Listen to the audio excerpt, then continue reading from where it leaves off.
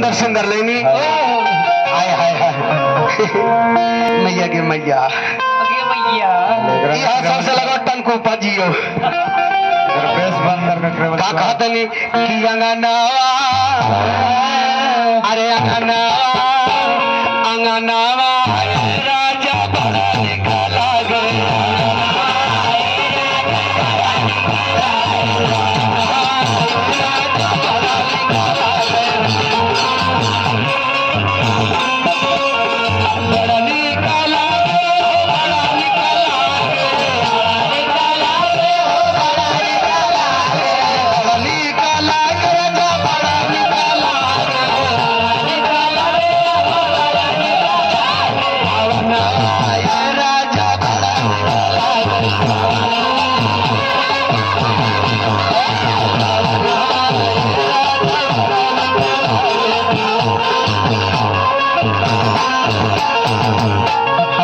मामू ये पर बैठल बानी तनिषा मामू प्रणाम रवा आ जाई तनिषा काम बता रखे हाँ हाँ मामू हमरा जी हैं आप राजा दशरथ जी हैं हाँ हाँ हाँ कितना प्यार बा हाँ पेन्हा दी ला मामू अब बाछी नहीं छुआवे पड़ते तू गंगा पार हो गला और कहले का राजा दशरथ जी के सब कहा तरी सखी सहनेरी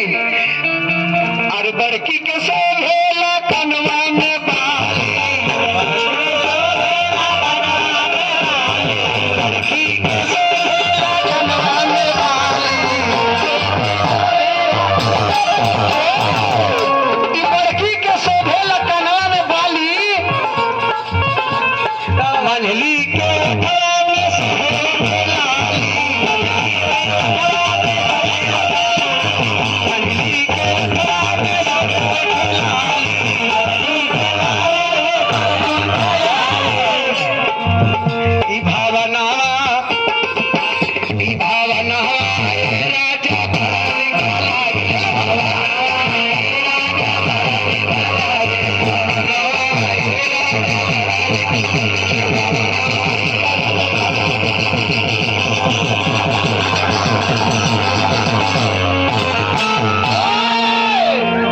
कितना सुंदर सज गए और राजा दशरथ जी के उपाधि लेके रहुआ बैठल बानी तनी सब पगड़ी बांध ले मामू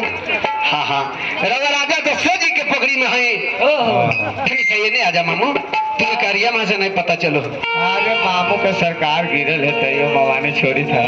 हाँ हाँ ये जा बैठा हाँ कल जहल घरे जहाँ पूछा अब देखिए राजा दशरथ जी के सब बड़ी बड़ाई करत नहीं लेकिन समय वही आ गए हाँ हाँ कान के बगल वाला जरी वाला बड़का भैया बुढ़ापा आदमी के कब पता चल जाओ जब कान के बगल वाला यानी जरी के केस पाक जाओ तो समझ जाए कि हम चाहिए कि हमने के बुढ़ापा और राजा दशरथ जी के राजा दशरथ जी जाते रे गुरु बाबा के लगा देखी का कहतनी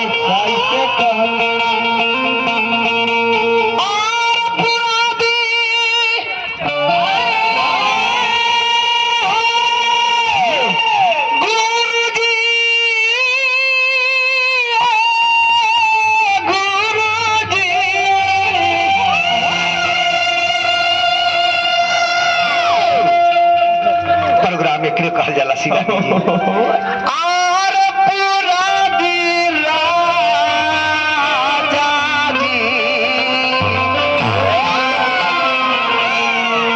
इतिहास का हो आज के मलके होई बोले सर भैया तो बेटा बाप से जबरदस्ती छीन लेला लेकिन कहना वैसा ना रहे तो गुरु ब्राह्मण से पूछ के अपना बेटा के राज तिलक करावल जाओ वही राजा दशरथ जी जाते गुरु बाबा के लगे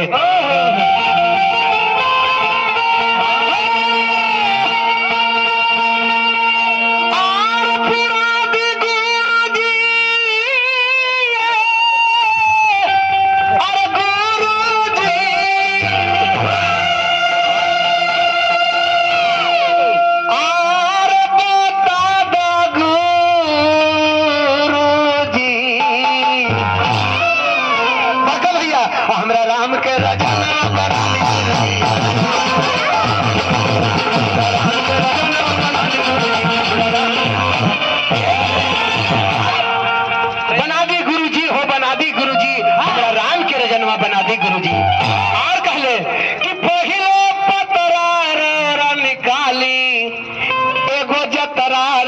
बना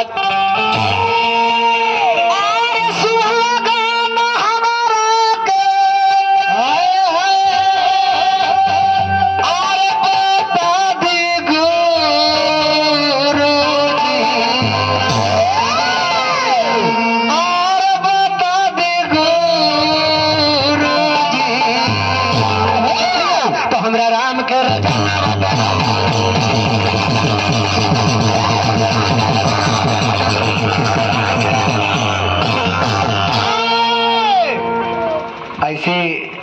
शिवानी के एगो लड़का हो लैनिया काट जाए भैया खाही घरी इनका तो लैनिया काट जाए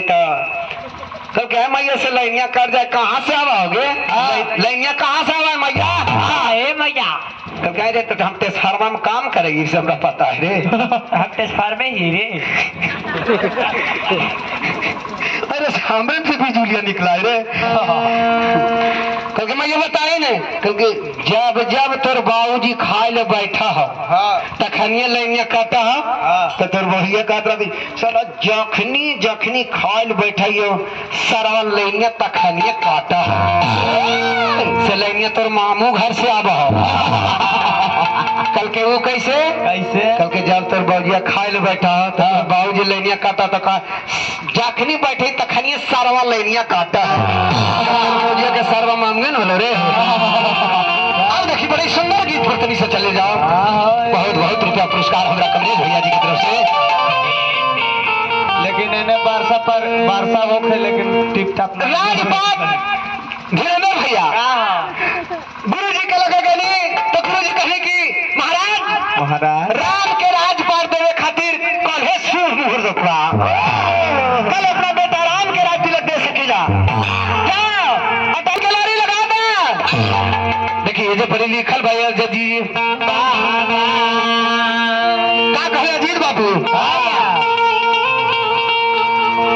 महल सजे लगल कैसे कैसे सब मंगल गीत होखे लगल का कहल बा अरे बजे लगल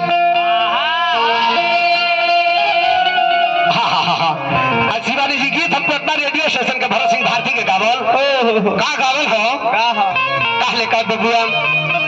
की अंगना अरे पिपरा के पत्ता झड़ी जाता अंगना कैसे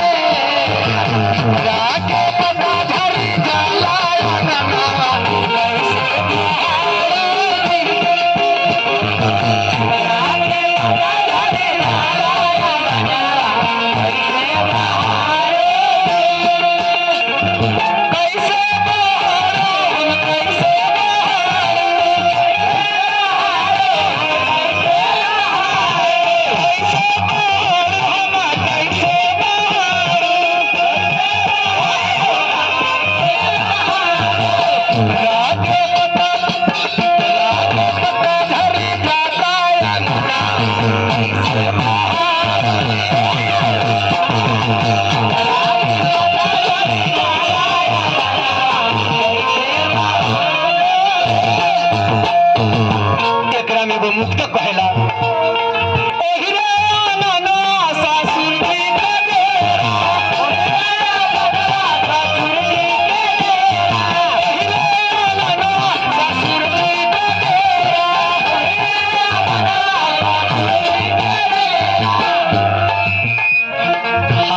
हाथवा मामू तो धरा देते रोमा इनकर सीख रहे थे ससुर जी का डेरा ससुर जी का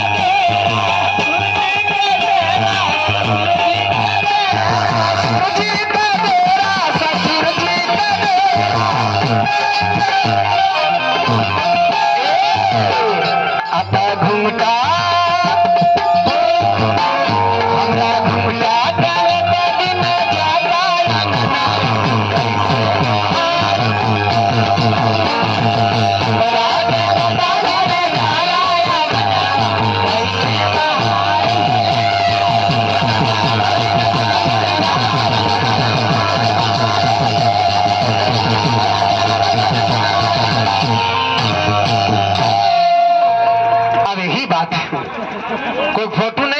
कमलेश भैया ना ले रहा नहीं तो घरे लाठी चलते लाठी रात कान करा दे। और देखी हाँ तो जाने थी कि हलिन से कहती और देखी कहले का यही बात यही गाना कले में कहले बबुआ कि सजे लगल अरे बजे लगल अवधपुर में बाजा बिहान बबुआ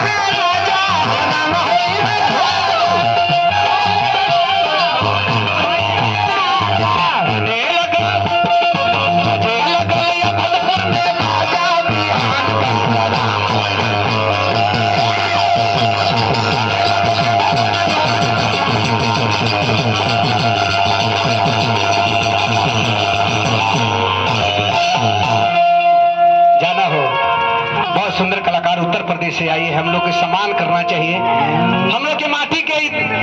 मर्द के माटी की पहचान हो कि हम अतिथि को सम्मान करते हैं। इन्होंने उत्तर प्रदेश से आकर एक पथरीला जहाँ मौज की भूमि हमने के सम्मान करना चाहिए, लेकिन हम लोग अभी तो काम। अब देखिए अवधपुर के सजावल चल गए, लेकिन सबके खुशी बा, लेकिन एक लोग के बड़ा तकलीफ बा। के करा इनका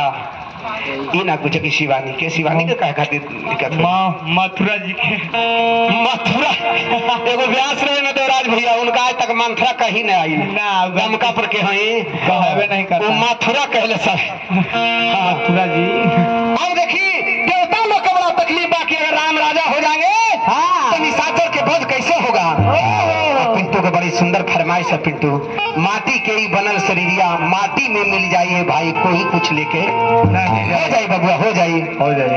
समय आवे तनी सा हो जाए। ये सब का तो प्रश्न होगा एक पर्सनल हम प्रेसिडेंट है। अब देखिए का होता है देवता लोग के तो तकलीफ हो बड़का भैया, तो जाके शारदा माता के लगे जाके एकनी विनती करत ने कि ए माई ए जे पर घाव लगल कट रहा है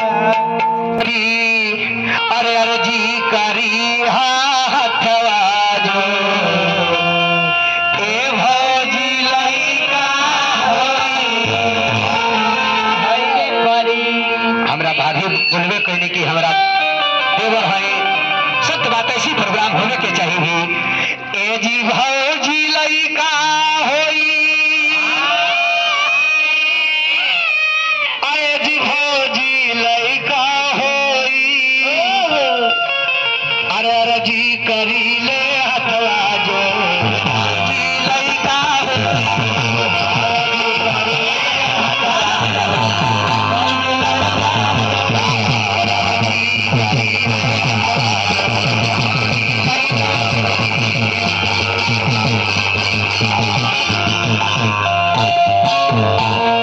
लेकिन देवता लोग जाके सतो अरे विनती करी ले मैया तो हमर लजिया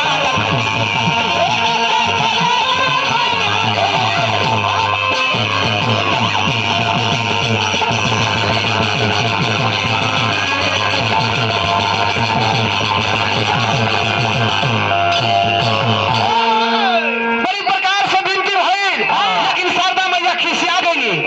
कनिका देखी का कहत रे